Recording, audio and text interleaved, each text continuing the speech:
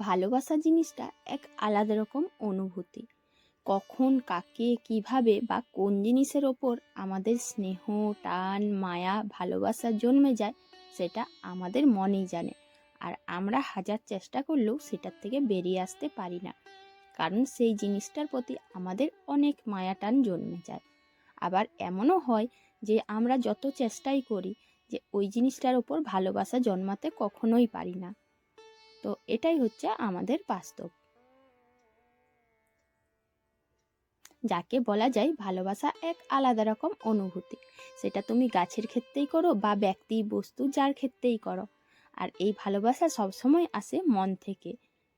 তো আমি মুনমুন, ব্লগার মুনমুন চ্যানেলে তোমাদের প্রত্যেককে জানাচ্ছি অনেক অনেক স্বাগত। আর সবাইকে জানাচ্ছি সুপ্রভাত।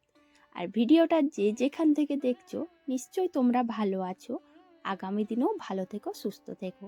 আর আমিও ভালো আছি, আমার পরিবারও সবাই ভালো আছে। ভিডিও শুরু করার আগেই বড়দের জানাই প্রণাম, ছোটদের জন্য রইল অনেক ভালোবাসা। আজকেও দেখো অন্য দিনের মতন সকালেই ঘুম থেকে উঠে করে এই যে বিছানাটা ভালো করে গোছ করে নিচ্ছি।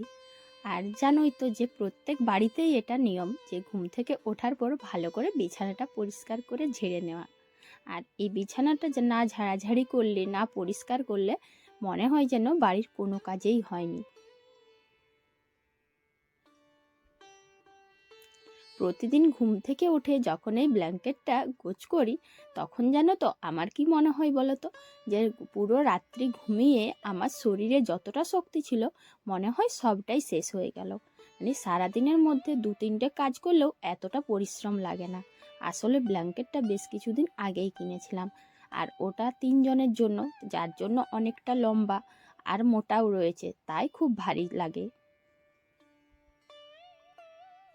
বিছানার চাদরটা ভালো করে গুজে যখন পাট করছিলাম তখন ডেকেছিলেন মা চা করার জন্য, আর বলে দিয়ে এলাম যে বিছানাটা তুলছি, তাই আরেকবার এসে করে ভালো করে বিছানার চাদরটা নিচের থেকে মুড়ে দিচ্ছি। ভালো করে না মুড়লে ছেলে আবার কখন যে কি করবে, চাদরটা নিচের দিকে নেমে যাবে। এই যে দেখো বন্ধুরা, আমার এখন বিছানাটা গুছিয়ে নেওয়া হয়ে গেছে। আজ কত রোদ দিয়েছে দেখো তোমরা, আর আমাকে দেখে কিছু বুঝতে পারছো? আজ কিন্তু আমি দেখো বিছানা যখন পরিষ্কার করলাম তখন কিন্তু একটা আলাদা শাড়ি পরেছি, আর এখন আবার একটা আলাদা শাড়ি। এর কারণ কি বলো তো? সকালবেলায় চা করতে যেয়ে যখন আমার নিজের কাপটা নিয়েছি তারপরে অসাবধানবশত পড়ে গিয়েছে, আর যার জন্য শাড়িতে পড়েছে। আর ভিজে শাড়িটা পরে থাকতে একদমই ইচ্ছা করলো না, সেই জন্য শাড়িটা চেঞ্জ করে এখন ঝাঁটটা দিয়ে দিচ্ছি।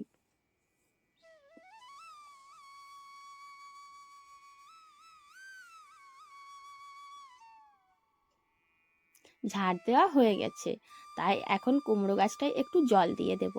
জানো তো শীতকাল ভালো করে শেষ হলো না, তার মধ্যে কীরকম একটা গরম গরম ভাব, আর এই কুমড়ো গাছটাও শুকনো হয়ে যাচ্ছে। এই কুমড়ো গাছটাকে নিয়ে পারি না, একেবারে নষ্টও হচ্ছে না আবার ভালোও থাকছে না। অনেক সময় দেখা যাচ্ছে ডালগুলো ইঁদুরে কেটে নষ্ট করে দিচ্ছে, আবার কিছু সময় দেখা যায় যে না, আবার নতুন করে ডাল হচ্ছে। এই এক ঝামেলাতে পড়েছি আমি। কুমড়ো গাছে জল দিয়ে চলে এলাম উনুনের কাছে, উনুনটা লেপে দেব।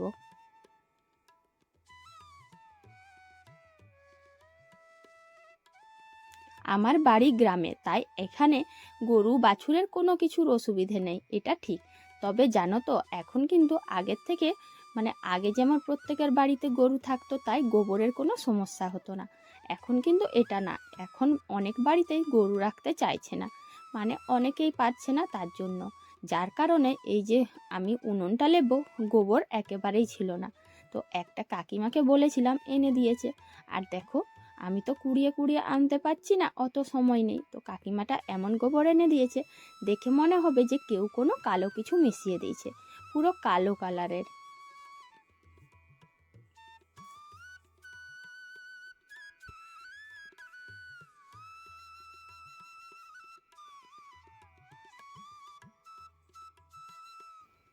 বাড়ির সমস্ত বাসি কাজকর্মগুলো ছেড়ে এখন আমি চললাম ভালোবাসতে। আর কাদেরকে ভালোবাসতে আসছি দেখো তোমরা একটু।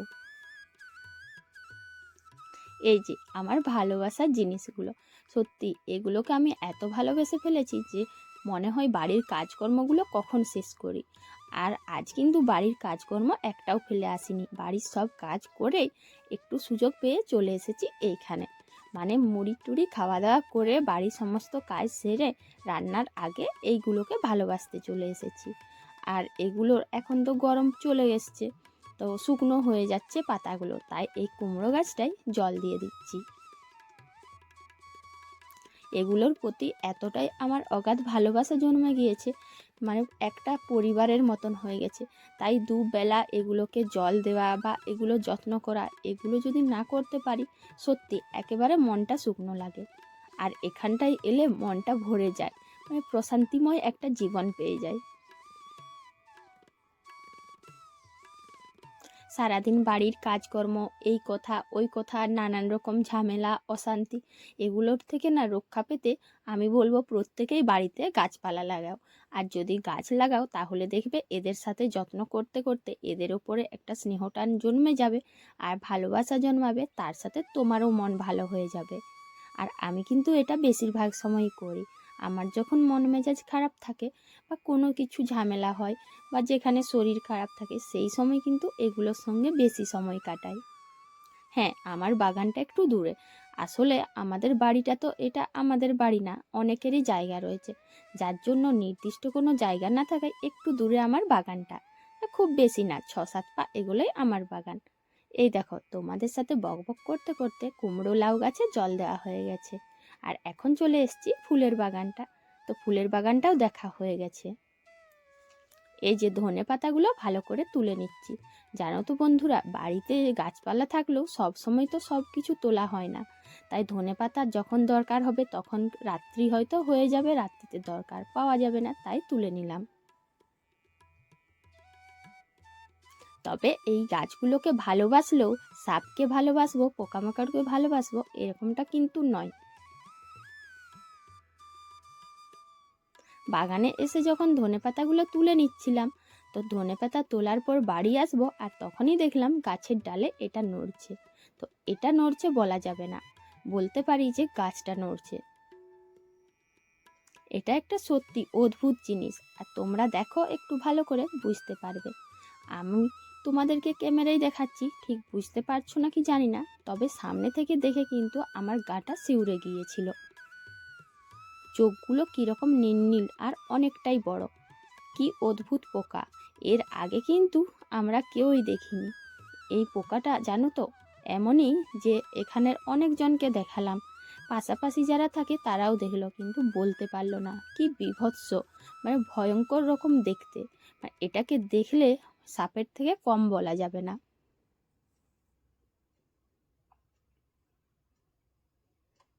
যে ডালটাতে রয়েছে ওই ডালেও কিন্তু পাতাগুলো খেয়ে ফেলেছে।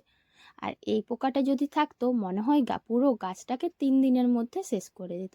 এই যে পোকাটাকে এখন ডাল থেকে ফেলে দেওয়া হয়েছে। এই পোকাটার দিকে তাকালেই কীরকম একটা বীভৎস ভয় ভয় লাগছিল। তো শেষ পর্যন্ত বাগান থেকে চলে এলাম বাড়িতে। আর বাড়িতে এসে এই যে ভাত বসিয়ে দিচ্ছি।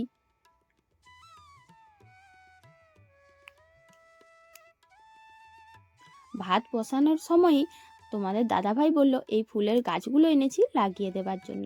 তো এখন লাগাতে পারবো না, তাই ফুলের গাছগুলো নিয়ে এসে বাগানে রেখে দিলাম। তবে আবার দু একবার ভাবছি যে এখন লাগিয়ে নিলে মনটা খুব ভালো হতো, যদি নিজের হাতে গাছগুলো লাগাতাম খুব ভালো হতো, কিন্তু তা তো আর করার নেই। যতই ভালোবাসি গাছকে, সব কিছুর তো টাইম আছে। তাই রান্না করছিলাম, আর রান্না প্রায় হয়েই এসেছে। এখন এই যে ভাতের ফ্যানটা এটা নারকেল গাছে দিয়ে দিচ্ছি। আর আমার রান্নাও প্রায় শেষ হয়ে গেছে। আর আজকের ব্লগটা আমি এখানেই শেষ করছি, কাল আবার একটা নতুন ব্লগ নিয়ে তোমাদের সঙ্গে দেখা হবে। তো বন্ধুরা, আজকের ব্লগটা তোমাদের কেমন লাগলো অবশ্যই কিন্তু কমেন্ট করে পাশে থাকবে। আর যদি আমার ব্লগ ভালো থাকে অবশ্যই সাবস্ক্রাইব করে দিবে। তো চলো আজ টাটা।